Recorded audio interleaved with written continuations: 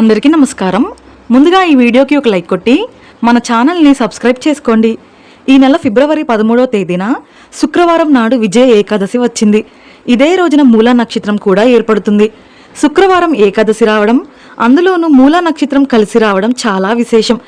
కాబట్టి ఈ అద్భుతమైన అవకాశాన్ని ఎవరూ వదులుకోకండి. ఈ ఒక్కరోజు వెంకటేశ్వర స్వామిని పూజిస్తే చాలు, కోరిన కోరికలన్నీ తక్షణమే నెరవేరుతాయి. ఏకాదశి పూజా విధానం, అలాగే పాటించాల్సిన నియమాల గురించి ఈ వీడియోలో తెలుసుకుందాం. ముందుగా ఈ వీడియోకి ఒక లైక్ కొట్టి ప్రతి ఒక్కరూ జై శ్రీరామ్ అని కామెంట్ చేయండి. ఫిబ్రవరి 13వ తేదీ శుక్రవారం నాడు విష్ణుమూర్తిని అలాగే లక్ష్మీదేవిని విశేషంగా పూజించాలి. ఏకాదశి అంటేనే విష్ణుమూర్తికి ప్రీతికరమైనది. అలాగే మూలా నక్షత్రం అమ్మవారి జన్మ నక్షత్రం కాబట్టి ఈ ఒక్కరోజు చేసే పూజలకు కోటి రెట్ల పుణ్య ఫలితం లభిస్తుంది. స్త్రీలు తెల్లవారుజామునే నిద్రలేచి తలస్నానం చేసి ఇంట్లో దీపారాధన చేసుకోండి. ముందుగా మీ ఇల్లంతా ఉప్పు నీటితో శుభ్రం చేసుకొని ఇల్లంతా పసుపు నీళ్లు చల్లుకోండి. అలాగే ఇంటి గడపలకు పసుపు రాసి కుంకుమ బొట్లు పెట్టి ఇంటి గుమ్మం ముందు బియ్యం పిండితో ముగ్గు వేసుకోండి. ఇక మీ ఇంట్లోకి వెంటనే లక్ష్మీదేవి అడుగుపెడుతుంది. అలాగే ఈరోజు ప్రతి ఒక్కరూ పసుపు రంగు వస్త్రాలను ధరించండి. ఇక మీ జాతకంలో అదృష్టం ఐశ్వర్యం కలిసొస్తుంది. మీ పూజ గదిలో ఉన్న వెంకటేశ్వర స్వామికి అలాగే లక్ష్మీదేవి చిత్రపటానికి గంధం రాసి కుంకుమ బొట్లు పెట్టి పూలతో అందంగా అలంకరించుకోండి. అలాగే మీ పూజ గదిలో కొన్ని తులసి ఆకులు పెట్టుకోండి. ఈ ఏకాదశి రోజున వెంకటేశ్వర స్వామి పటానికి తులసి మాల వేసి మీ మనసులో ఏదైనా కోరుకుంటే ఆ కోరిక వెంటనే నెరవేరుతుందట. అలాగే విపరీతమైన అప్పుల సమస్యలు, డబ్బు సమస్యలతో బాధపడేవారు వెంకటేశ్వర స్వామి పటానికి యాలకుల మాల వేసి నమస్కారం చేసుకోండి. నెల తిరగకుండానే మీ డబ్బు సమస్యలన్నీ తీరిపోతాయి. ఇక ఈ రోజున తప్పనిసరిగా పిండి దీపం వెలిగించాలి. ఏకాదశి రోజున పూజ గదిలో పిండి దీపాలు వెలిగిస్తే చాలు, ఇక మీ కష్టాలన్నీ తీరిపోయినట్టే. కాబట్టి బియ్య పిండిలో కొన్ని ఆవు పాలు పోసి కొంచెం బెల్లం తురుము కలిపి 2 పిండి దీపాలు తయారు చేసుకోండి. ఈ పిండి దీపాలకు కుంకుమ బొట్లు పెట్టి 5 వత్తులు వేసి ఆవు నెయ్యితో కానీ నువ్వుల నూనెతో కానీ దీపారాధన చేయండి. దీపానికి పుష్పాలు సమర్పించి దీపాన్ని ముట్టుకుని నమస్కారం చేసుకోండి. ఇక మీ కష్టాలన్నీ తీరిపోతాయి. ఇక పూజలో వెంకటేశ్వర స్వామికి నైవేద్యంగా బెల్లం పానకం నివేదించండి. ఈ విధంగా స్వామివారిని పూజిస్తూ ఓం నమో భగవతే వాసుదేవాయ అనే మంత్రాన్ని 21 సార్లు జపించండి. ఇక వివాహమైన ఆడవారు మీ భర్త ఆయురారోగ్యాలతో అష్టైశ్వర్యాలతో జీవించాలంటే మీ పూజ గదిలో ఉన్న వెంకటేశ్వర స్వామి పటం ముందు తాంబూలం పెట్టి స్వామివారికి నమస్కారం చేసుకోండి. ఇక మీ భర్తకు బాగా కలిసొస్తుంది.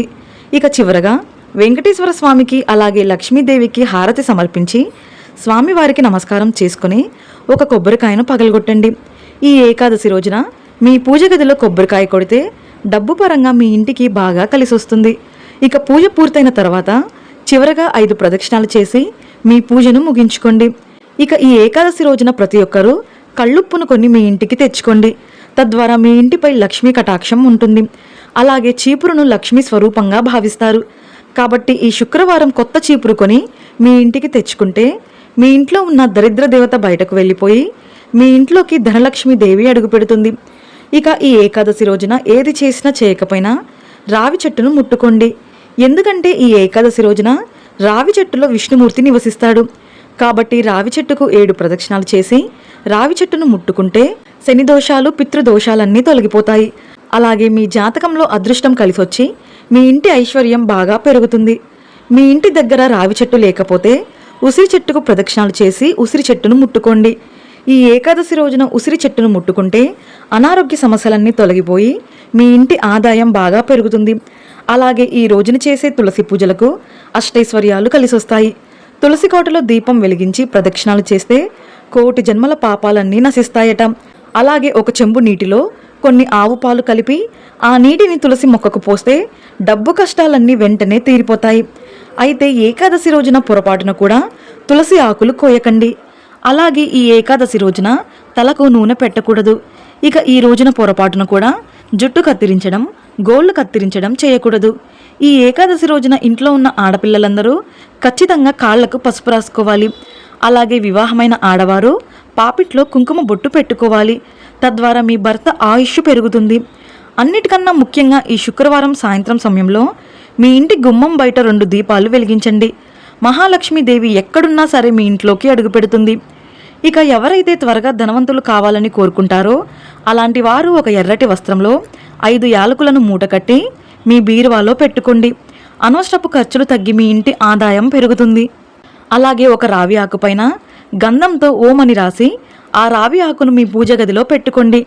ఇక మీ ఇంట్లో లక్ష్మీదేవి తాండవిస్తుంది. ఈ రోజున ఖచ్చితంగా ఉపవాసం ఉండాలి. ఈ ఒక్కరోజు ఉపవాసం ఉంటే ఎన్నో శుభ ఫలితాలు కలుగుతాయి. అయితే ఉపవాసం ఉండలేని వారు పేదలకు ఆహారం దానం చేయండి లేదా అరటిపండు దానం చేయండి. ఉపవాసం ఉన్నంత పుణ్య ఫలితం దక్కుతుంది. ఇక ఈ రోజున తప్పనిసరిగా ఒక నిమ్మకాయతో మీ ఇంటికి దిష్టి తీసుకోండి. ఇక మీ ఇంటికి ఉన్న భయంకరమైన నరదిష్టి మొత్తం తొలగిపోతుంది. అలాగే ఈ శుక్రవారం తప్పనిసరిగా మీ ఇంటి గుమ్మానికి ఉప్పు మూటను కట్టుకోండి. ఒక ఎర్రటి వస్త్రంలో కళ్ళుప్పును మూట కట్టి మీ ఇంటి గుమ్మం బయట వేలాడదీస్తే మీ ఇంటికి ఉన్న వాస్తు దోషాలు తొలగిపోయి మీ ఇంట్లోకి దేవతలు అడుగు పెడతారు.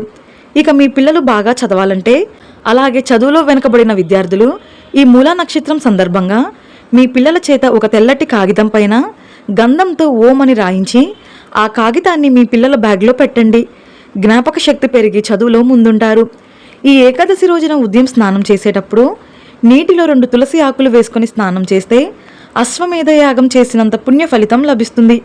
అలాగే నీటిలో చిటికెడు పసుపు కలిపి స్నానం చేస్తే జాతకంలో గురుబలం పెరిగి అదృష్టం కలిసొస్తుంది. అలాగే వివాహం కాని వారికి త్వరగా వివాహం కుదురుతుంది. అలాగే నీటిలో కర్పూరం పొడి కలిపి స్నానం చేస్తే ధనాకర్షణ కలిసొచ్చి ఆర్థిక సమస్యలన్నీ తీరిపోతాయి. అదేవిధంగా నీటిలో నల్ల నువ్వులు కలిపి స్నానం చేస్తే పితృదోషాలు శని దోషాలన్నీ తొలగిపోతాయి. ఇక మీ మనసులో ఏదైనా కోరిక ఉంటే ఆ కోరిక వెంటనే నెరవేరాలంటే ఒక పసుపు రంగు వస్త్రంలో ఒక చిన్న బెల్లం ముక్క, అలాగే 2 పసుపు కొమ్ములను మూటకట్టి మీ పూజ గదిలో పెట్టుకోండి. 41 రోజుల్లోనే మీ కోరిక నెరవేరిపోతుంది. ఇక ఈ శుక్రవారం మూలా నక్షత్రం సందర్భంగా కనకధార స్తోత్రాన్ని చదవండి. అప్పుల సమస్యలన్నీ తీరిపోతాయి. అలాగే మీ ఇంటికి ముత్తైదులను పిలిచి వారి కాళ్లకు పసుపు రాసి తాంబూలం అందిస్తే స్త్రీలకు దీర్ఘ సుమంగళి యోగం కలుగుతుంది. ఇక ఈ ఏకాదశి రోజున పని మీద బయటకు వెళ్ళేటప్పుడు పెరుగులో కొంచెం పంచదార కలిపి తింటే మీ పనుల్లో విజయాలు సాధిస్తారు. ఇక ఈ శుక్రవారం నాడు గోమాతకు అరటి పండ్లు తినిపిస్తే ముక్కోటి దేవతల ఆశీర్వాదం సులభంగా కలుగుతుంది. ఇక ఈ ఏకాదశి రోజున పొరపాటున కూడా ఇనప వస్తువులు మరియు నలుపు వస్తువులను కొనకూడదు. అలాగే పదునైన వస్తువులు మరియు చెప్పులను కొనకండి. వీటి వల్ల మీ కుటుంబంలో గొడవలు ఏర్పడతాయి. ఈ పవిత్రమైన ఏకాదశి రోజున మధ్యాహ్న సమయంలో నిద్రపోకూడదు, లేదంటే మీ ఇంటికి పేదరికం ఏర్పడుతుంది. అలాగే ఈ రోజున మాంసాహారం తినకూడదు. అదేవిధంగా ఉల్లి మరియు వెల్లుల్లిపాయను కూడా తినకూడదు. అలాగే ఈ రోజున పొరపాటున కూడా ఎవరికీ అప్పు ఇవ్వకండి, లేదంటే మీ ఇంట్లో ఉన్న లక్ష్మీదేవి బయటకు వెళ్ళిపోతుంది. ఇక శత్రుభయం మరియు కోర్టు కేసులతో ఇబ్బంది పడేవారు ఈ శుక్రవారం హనుమాన్ చాలీసా చదవండి. సరస్వతీదేవి జన్మ నక్షత్రం మూలా నక్షత్రం కాబట్టి ఈ రోజున విద్యార్థులు సరస్వతీదేవిని పూజిస్తే తెలివితేటలు జ్ఞాపక శక్తి పెరిగి విద్యలో గొప్ప స్థాయికి ఎదుగుతారు. పురాణాల ప్రకారం ఈ విజయ ఏకాదశి వ్రతాన్ని స్వయంగా శ్రీరాముడే ఆచరించాడట.